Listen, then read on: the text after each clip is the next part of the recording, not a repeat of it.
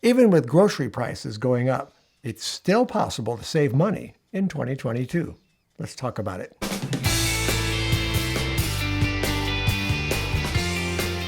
Raise your hand if you believe that grocery prices have really only risen 7% in the last 12 months. I see those hands. Well, let me tell you, if you're like us and you think that's probably an underestimation of what grocery prices have really done, you are not alone. We actually are doing a deep dive on the channel all this month. We're talking inflation, and we are giving tips and strategies in the areas which most concern you. And one of those areas is groceries. Today we tackle food costs. Now, Hope did a lot of research here, and she's going to share some different strategies on how you can cope. But what are the problem areas? These are 5 brand new strategies. I have never, ever shared these strategies on saving food on the channel. Why?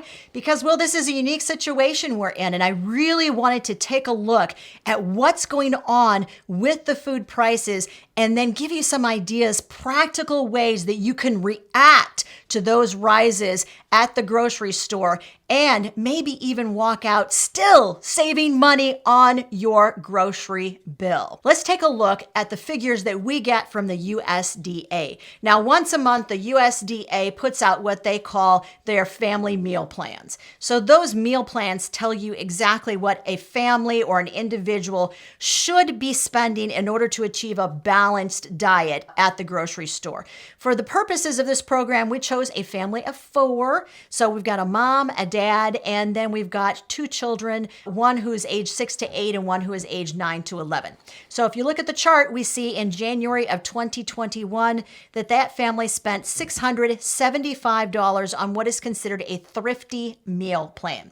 Now, the thrifty meal plan is for people like Larry and I who go to the grocery store. We look for things that are on sale. We try to get the best prices, the best deals we possibly can. So the USDA says if that's you, $675, that's what you would have spent for a family of 4 in January of 2021. Tell me what you think in the comments section, because I got to be honest, I've always looked at these meal plans. For the past 20 or 30 years, I followed them just because I'm interested in what the USDA thinks I should be spending on food. And I'm like, I don't know where they're shopping, but it ain't where I'm shopping. I was going to say, I think we're easily half that amount or less than half. And we always were. That amount. Even raising the boys, we were about half of what they said we should be spending on the thrifty meal plan. But here's where it gets interesting, guys. I want you to remember, now we're not going to take a long time on this, but there's a reason I'm showing you these figures. Look what happens in December of 2021, just 12 months later to that thrifty meal plan. That is an amazing amount, $835.57. That's an increase of $160.57 or 24%. Now, that's a lot more of an inflationary value than the overall inflation of 7%. So those of you have been writing to us and saying, I don't understand. I'm seeing a lot more than 7% when I go to the grocery store. You are. It's not your imagination. You really are seeing price increases. Now, those increases are dependent upon what you are choosing to put into your cart at the grocery store. So now that we know that for the average family, the cost of inflation really has resulted in a much higher rate of what they're paying at the grocery store, let's talk about 5 ways. And remember, these are brand new strategies I've never shared before on the channel. These are strategies that will help you to deal specifically with what we are seeing right now at the grocery store. Save money despite what we're seeing at the grocery store.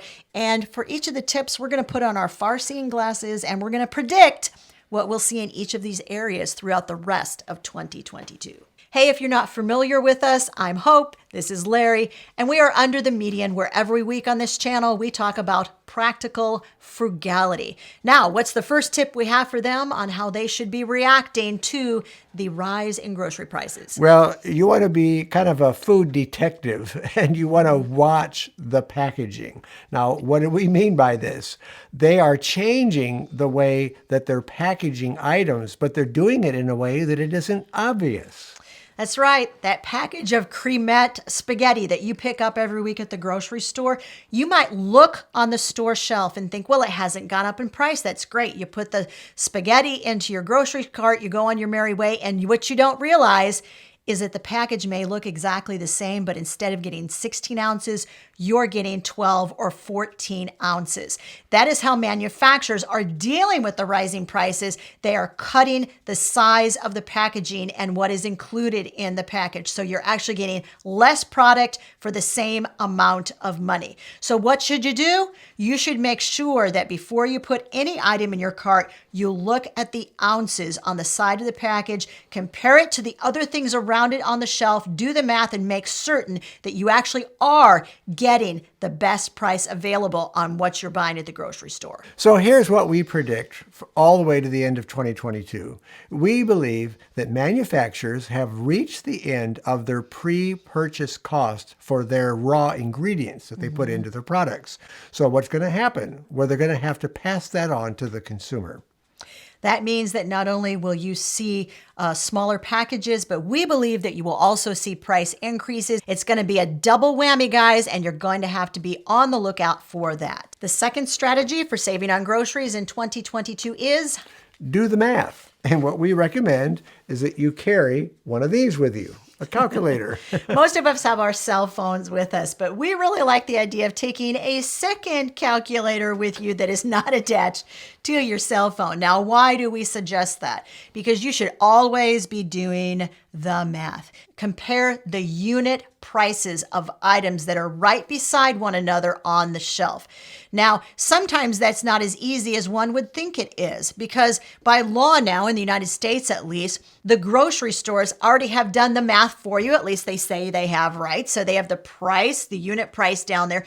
But the problem is the unit prices aren't consistent. It's very difficult to compare something when it's priced per pound next to something that's priced per ounce. Does anybody else have the problem I do, like multiplying or dividing by 16 in your head? I'm telling you, you guys who are watching in Europe and you have adopted the wonderful decimal system, it is so much easier to multiply or divide by 10 than it is to multiply or divide by 16. And that's why, my friend, you need to take a calculator with you to the grocery store. So the moral of the story is that the name brand product, when it's on sale for a really great price, may very well be the best bang for your buck. It might be the best deal. It might not. So you need to make sure that you are comparing products side by side and doing the math. Here's what we predict. We predict that there'll be a surge in off-brand and generic brands as they step up to the plate in terms of quality and quantity to grab their share of the consumer's pocketbooks. Let me give you an idea of what we're talking about. Anybody been to Aldi recently? In the last few years, Aldi has massively brought the idea of off-brand products up as far as quality and price are concerned. The quality is up, the price is down, and consumers are flocking to Aldi. Why? Because they're offering us what we want at a price point that we can afford, and it's great food. Aldi coffee. Anybody with me? It's really great coffee, and it's a really great price, and we are kind of coffee snobs. We like our good cup of joe while we're talking to you every week on the program. So tell us in the comments section, have you seen that? Are those generic and off-brand manufacturers, are they getting your attention? Because we think in 2022, they're going to try even harder, and we think they're going to knock it out of the ballpark. Tip number 3 is take advantage of sales cycles. There are two different kinds of cycles. The first kind is a seasonal sales cycle. You see this a lot with like fresh produce. So you know that citrus fruit is going to drop to its lowest price in January and February because the new crops in California and also in Florida are ripe. They're fresh. They've got a lot of it. Law of supply and demand, guys. They're going to ship it in and they're going to sell it for a lower price point. Here in the Midwest, it's apples. Apple picking time, you're going to find apples marked way down at the grocery store because in the Midwest, well, we have a lot of apple trees, guys, and we have a lot of apples available. Those are seasonal sales cycles. You will continue to see those, but our prediction is that you are not going to see the prices drop as far as you did in 2021. So what we suggest is that you kind of watch those sales cycles and go more by where you're at in the cycle than what that bottom price is, because we're not sure it's going to dip quite as low in 2022 as it did in 2021. So be prepared to pay a little bit more during that bottom of the sales cycle, but we still think that really great deals are going to be available and you should take advantage of them and not only buy, but overbuy and make sure that you are buying extras and that you are putting them aside for later use by either freezing, canning, or dehydrating them. Seasonal sales cycles also happen near major holidays. When do you get cabbage at the least price per pound? Well, you get it right before St. Patrick's Day because everybody is going to make their cabbage for St. Patrick's Day. It's the same idea with 4th of July here in the United States, where you're going to find the bees on sale. You're going to find barbecue sauce, blueberries, and baked beans. Those are all going to go on sale. It is a seasonal cycle, but it's being driven more by national holidays than it is by the fact that it's ripe and ready to buy. Turkey and ham go on sale around Christmas. And for us vegans, also cranberries, sweet potatoes, squash, and any other vegetables like that. That's right. So you're going to see those cycles as well. So not only, once again, do we predict the sales cycles are going to continue, but the overall prices are going to be up just a little bit, but you still should have your pocketbook ready. We're going to give you a really great tip in just a couple of minutes. We want you to stick with us because we're going to give you the one thing that we have done that has had a major influence on our ability to stock up during these sales cycles. There is a second kind of sales cycle we want to bring to your attention.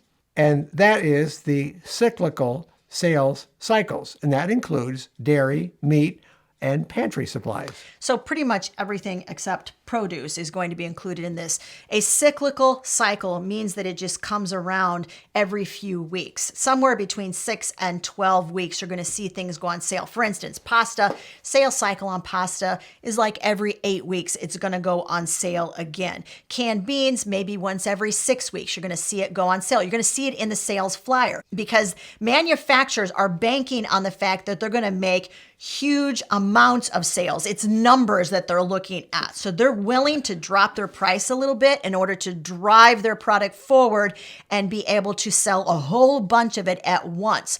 Now, what is our prediction as far as cyclical cycles are concerned?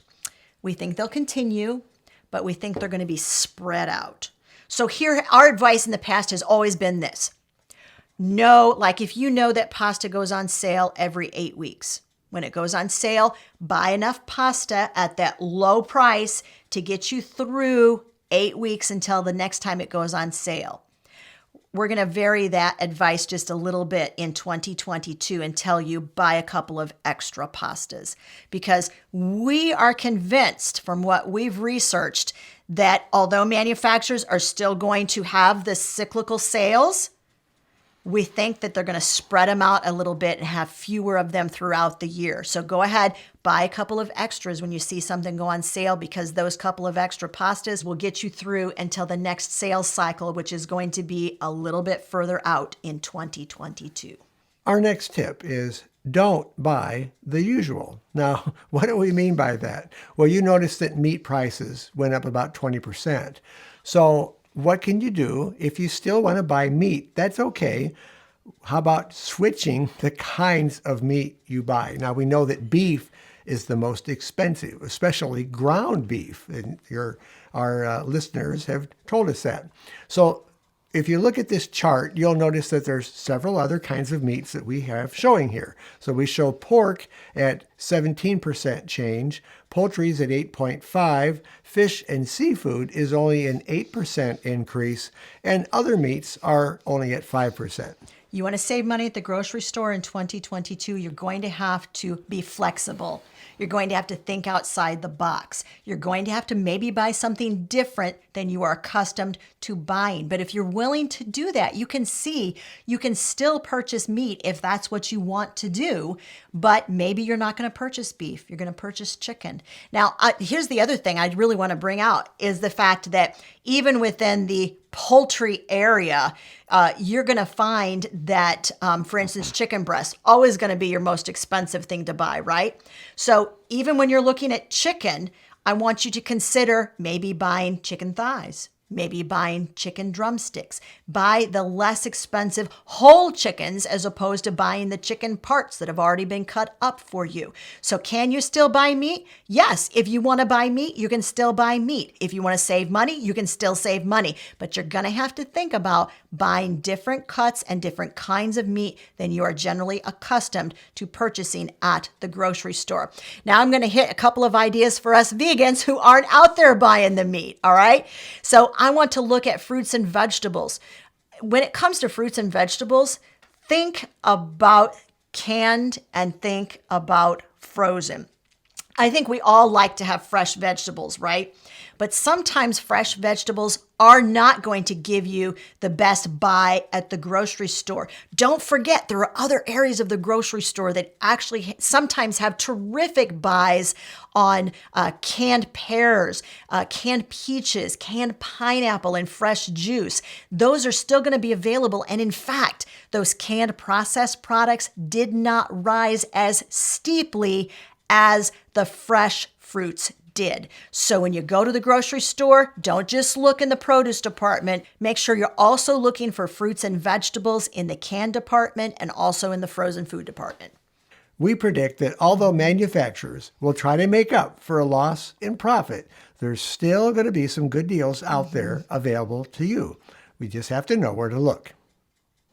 Now, before we move on to the fifth tip, and remember, this is the most important thing that we have done in 34 years of budgeting that has helped us to save money at the grocery store. Before we move on to that tip, there's one more area of breaking out of the norm that we want to suggest to you, and that is to consider learning to cook more foods from scratch. Processed foods are automatically going to be far more expensive than just buying the raw ingredients. And actually, I was reminded of this. One of our viewers actually contacted me earlier today. So Martha wrote, and here's what she said. She said, you know what? Before you purchase a boxed mix or pre-made product, you need to check the costs of making any bread, any desserts from scratch, and you might find that it's actually less expensive to make it from scratch. But just as importantly, you may add up all the ingredients or look at that boxed product and actually realize it's just too expensive to begin with, and you're just going to skip it all together. Now, we're going to put on our far-seeing glasses and we're going to predict what we'll see in this area in the rest of 2022. Well, we predict that canning, dehydrating, and freezing will continue to grow in popularity as these prices go up and people realize it's important to have food stored on hand. Tip number 5 is the single most important thing that we've done to our grocery budget, and that's to have money on hand to be able to stock up when you can. Now, how do we do this? We take our entire grocery budget at the beginning of the month, we divide it into fifths. That means that 20% or 1/5 we automatically set aside and say that money is reserved for stocking up. That means 80% is available for the rest of the weeks, which means, let's say, for instance, I like easy math, guys. You got $500 in your grocery budget. You divide it in fifths, which means you have $100 for stocking up, and you have $400 left over, or $100 for each of the 4 weeks during the month in order to buy your regular groceries. We will tell you that this system has worked flawlessly for us for well over 3 decades. You want to save money at the grocery store? Make sure you have money in hand for stocking up. Yeah, and we predict that you will need to be ready and have money set aside for grabbing these great deals when you find them. Don't wait. If you decide not to buy that item at the time that it's available, it may not be there when you want to return to the store and pick it up. You want more tips on saving groceries from us? Well, we have it. There's a free ebook available. We'd be happy to send it to you. It's 10 tips for lowering your grocery bill. There'll be a link in the description of the video. Now, if you want to know how this whole month-long series started, where we are giving you lots and lots and lots of tips for dealing with rising prices and inflation, there's a link to that video right over there. We talk about inflation and give you 8 overall strategies for dealing with rising prices.